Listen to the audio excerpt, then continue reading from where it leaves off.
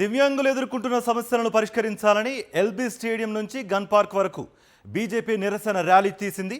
BJP శాసనసభ ఉపపక్ష నేత పాయల్ శంకర్ ఆధ్వర్యంలో ఈ నిరసన ర్యాలీ చేపట్టారు. దివ్యాంగులు పెన్షన్లు, ఉపాధి అవకాశాలు, రిజర్వేషన్లు, వైద్య సదుపాయాలు తదితర సమస్యలు పరిష్కరించాలని డిమాండ్ చేశారు. మరింత సమాచారం మా ప్రతినిధి విక్రమ్ అందిస్తారు.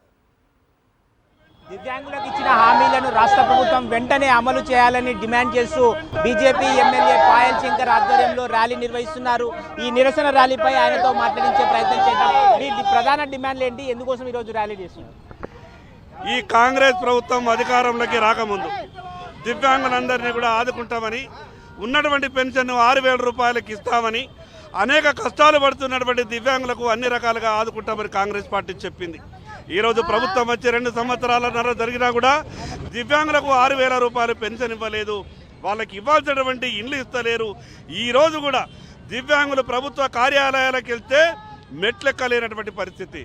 ఈరోజు పుట్టుకతో దివ్యాంగులు ఉన్నటువంటి వాళ్ళు ఏం చేసిరు పాపం. సమాజం వాళ్ళతో సానుభూతితో కనీసం ఉండాలా, ప్రభుత్వం ఇచ్చినటువంటి మాట నిలబెట్టుకోవాలా.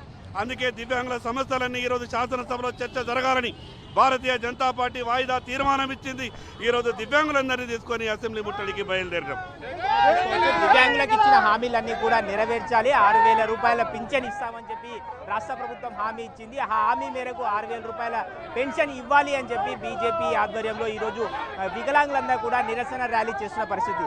వీడియో జర్నలిస్ట్ సి శ్రీనివాస్ గౌడ్తో విక్రమ్, సాక్షి టీవీ, హైదరాబాద్.